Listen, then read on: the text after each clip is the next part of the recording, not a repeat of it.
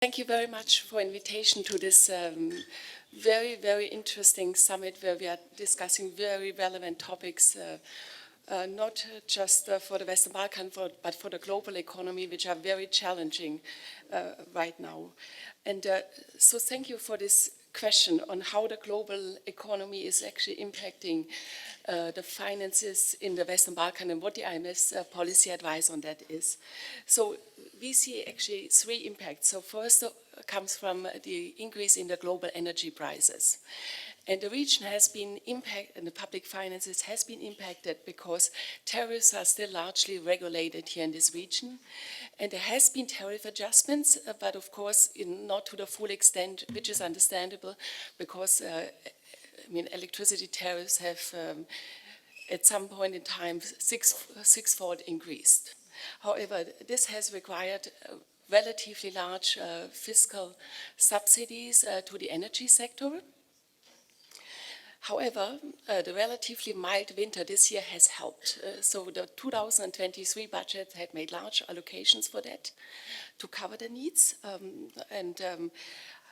which is good, but because of the mild winter, not all will have to be used. So the IMF's recommendation is to use this savings from the lower subsidies to accelerate the consolidation of the fiscal. And then secondly, the lower international tariffs doesn't mean that one should stop with the tariff adjustment. Actually, it's the opposite. One should continue to adjust gradually the electricity tariffs in order to phase out any remaining subsidies over time. And the reason for that is not just fiscal, it's also to incentivize energy conservation and investment into energy-efficient technology. Then the second impact has been from high inflation, global inflation, which has impacted in particular this region because food and electricity products are a very large share of the consumption basket here. And this has necessitated also large cash fiscal transfers to deal with the cost of living crisis. And such measures were not just taken here in the Western Balkans, but globally, and were needed because not everywhere there was a targeted social safety net in place that could immediately support the most vulnerable.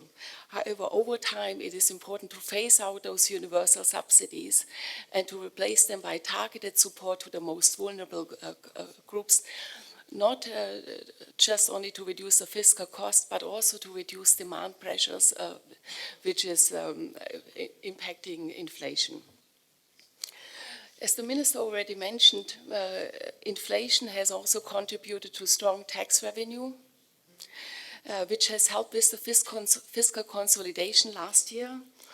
This, however, is a tax on the poor, and ideally it should be saved. And what we see on the fiscal accounts in general, revenues are going up with inflation and spending adjustments are lacking because it takes some time to increase wages, some time to adjust pensions. And this is why we have seen a good fiscal performance last year, which is also expected to continue this year. However, one needs to be careful because wage increases and pension increases are picking up.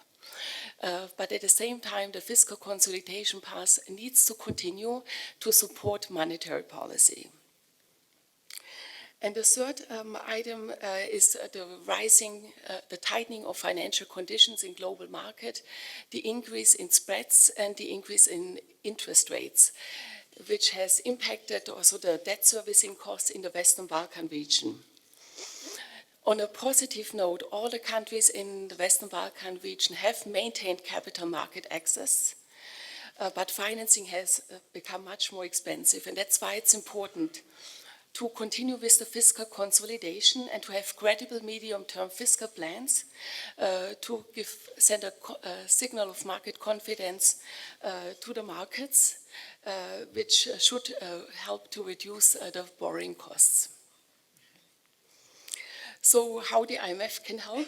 It's one item is, of course, our policy advice. We are always ready to share with countries the experience we have gained in this area, because this is actually the bread and butter of the IMF, to deal with difficult macroeconomic circumstances.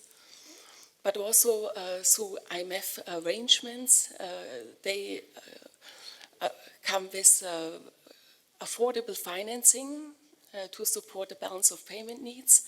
But what is more important, actually, they help countries to put a sustainable medium-term macroeconomic fiscal framework together, and policies to achieve this in the medium term, which is sending a signal of market confidence and helps countries to access capital markets at cheaper costs. So 3 of the 6 Western Balkan countries have requested IMF arrangements. Now we have a 2-year standby arrangement with Serbia, a precautionary and liquidity line with North Macedonia, and last week precautionary standby arrangement and resilient and sustainability facility was approved for Kosovo. There was this issue of fiscal rules. So fiscal rules should be credible. That means they shouldn't be changed all the time. They should be achievable within a realistic framework. They should be robust, so they are able to deal with different circumstances, such as also issues like the pandemic and the energy crisis, and they should be resilient. So they should allow us to go back to a desirable fiscal state, even if there's a shock. So that said, during the pandemic, some countries in the region had fiscal rules with no escape clause.